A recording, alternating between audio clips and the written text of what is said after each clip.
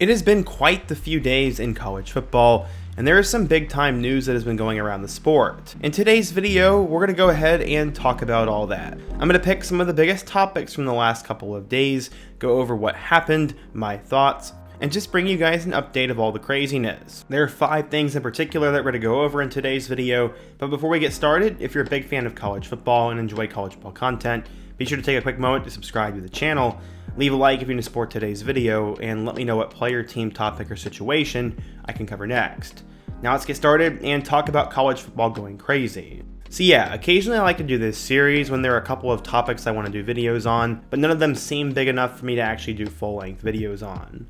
So the first of 5 topics I want to talk about is a recent move for Syracuse, bringing Dwight Freeney onto the staff. I always love it when former alums and former NFL players get an opportunity to coach, and Syracuse ends up bringing back their famous alum Freeney, who actually is both in the College and Pro Football Hall of Fame.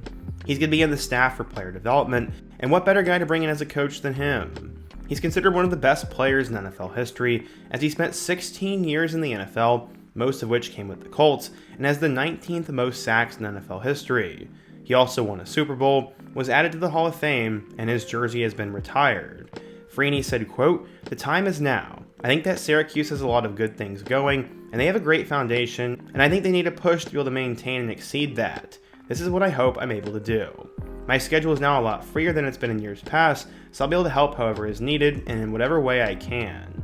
This is awesome for Syracuse, who is currently surging under Fran Brown, who had a 9+ win season in just year 1. Syracuse is not exactly known as a football powerhouse, and bringing in as many brilliant minds and good players as possible is what they need to keep going, so I thought this was an interesting piece of news to start the video on.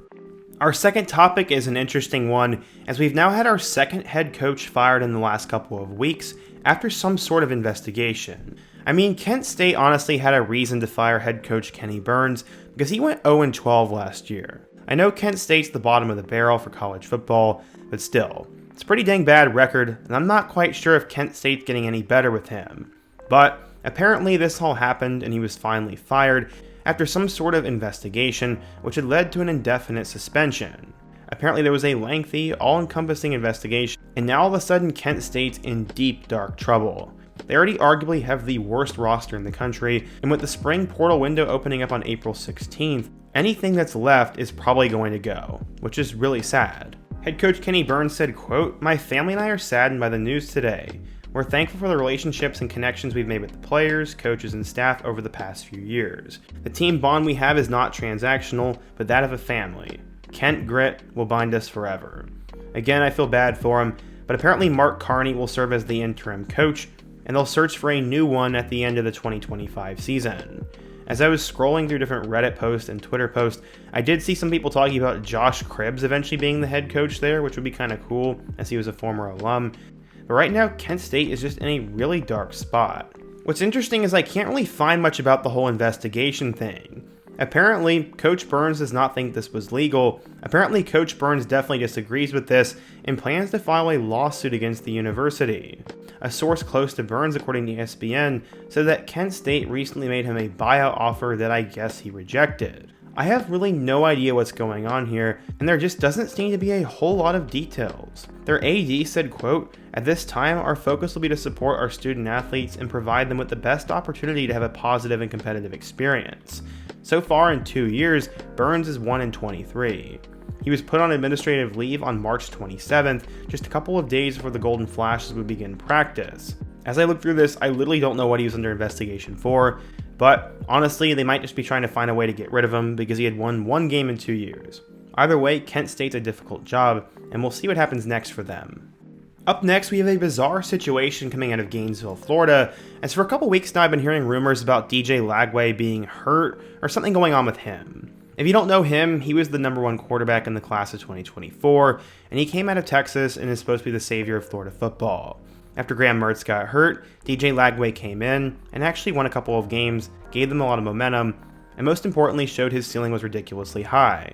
Florida was going all in on him, and Coach Napier's banking his job on him, but apparently right now, according to USA Today, he's not throwing in practice and there's no timetable for his return. And apparently that's the only thing that is certain about the situation right now.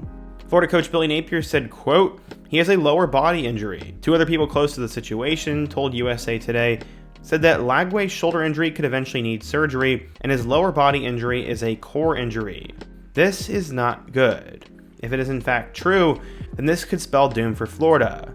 I really don't even know who they have behind him, as I know they have like Tramell Jones Jr., who was a big recruit in the class of 2025, and they ended up scaring off Deshaun Purdy, who transferred in from Charlotte and is now at Wake Forest. If Lagway truly is hurt, this is really bad, but when asked last week, Napier said, quote, "He's doing great. He has been modified in terms of his ability to throw the ball," which in non-coach terms is him saying that he hasn't been throwing. I have no idea what's going on with this situation, and if you're a Florida fan, let me know what you're hearing and what you think. Is DJ Lagway actually hurt? Is this worse than what we think? And what's going on here? Up next, we have a new unique situation going on in the FCS level, and it's coming out of head coach Mickey Joseph from Grambling State. He has a new idea to help out with all this transfer portal madness, as he said, quote, "If they move up from me and go to the group of 5 or the Power 5, I should get some sort of kind of compensation for that, you know." Honestly, I don't think it's that bad of an idea. Grambling State ended up hiring Mickey Joseph recently, and I remember him when he was the interim head coach at Nebraska back in 2022. He says he has no issue with a player going to make more NIL money from a school with more resources, especially since coaches can do the same thing, but he said, quote, "There needs to be a buyout. If they move up from me and go G5 or P4, I gotta get some compensation." Honestly, I like Mickey Joseph's idea here. I think there does need to be some sort of contract system in the college football world right now, as NIL is just getting absolutely ridiculous. If you want to leave school, if you want to jump up a level, you should have to get out of your contract. And in the real world, how do you get out of a contract? Well, you buy it out. The same thing should be applied to college football, and you'll see how quickly all this wild, wild west transfer stuff ends and some of the madness subsides. But this would be a huge change in college athletics, and the NCAA probably wants nothing to do with that right now. But I wish it would happen. And last but not least, we get to the topic that has rocked the college football world this week, and that is Nico. He is leaving Tennessee, or I mean being pushed out the door at Tennessee, after he failed to show up at practice on Friday, was in negotiations about NIL, and ultimately could not come to some sort of agreement. He's no longer in the team and has to find a new school. He's been considered the prima donna of the NIL era, as he was one of those guys who back in 2022 had one of the first big paychecks, apparently signing a 3-year $9 million deal when he went to Tennessee. He was okay last year, as he led the Vols to the college football playoff, but that was really about it. Many believe that his receivers and the defense bailed him out, and going into 2025, he's considered one of the better quarterbacks in the SEC and a big-time draft prospect, and no one saw this coming. Not the coaches, not the players, and maybe not even him. Maybe it was his dad. I don't know. There are some rumors that Dan Lanning actually tipped off Coach Heupel, but I'll believe that when I hear it. I have no idea. Either way, Tennessee now has to turn to their backup quarterbacks in Jake Merklinger, who was a 4-star recruit in the class of 2024 from Savannah, Georgia, and then George McIntyre from Brentwood Academy in Tennessee, as he's a part of their class of 2025. He's the uncle of former Colorado coach Mike McIntyre. He's also a 5-star recruit at one point. So Tennessee does have 2 scholarship options, but I bet they'll bring in a guy in the portal. For Nico, I mentioned in a video earlier this afternoon that a couple schools came to mind, maybe like Texas A&M, UCLA, USC, or maybe even North Carolina. I have no idea where he'll end up, but I'm sure he wants some money. There are also some people talking about him going to the UFL and just skipping college altogether because he may have burnt the bridge. I have no idea, but this is truly crazy, as the guy who was the poster child for NIL might end up being the sacrificial lamb as well. I have no idea what's going to happen with him, but I do hope the best for all parties and that he learns from this experience. To play devil's advocate, maybe he didn't do anything wrong, and this was his agency or his family doing it. Either way, I hope the best for him. So yeah, today I talked about 5 of the biggest topics going on in college football, and I really like doing this series, and if you guys enjoy it, please be sure to go down to the like button and hit that, so I know you guys want more videos like this. Let me know a topic I should cover in my next video, and before you go, don't forget to also check out one of the videos on the end screen, including my video about Tennessee's quarterback room. I hope to see you guys again soon, but until next time, peace.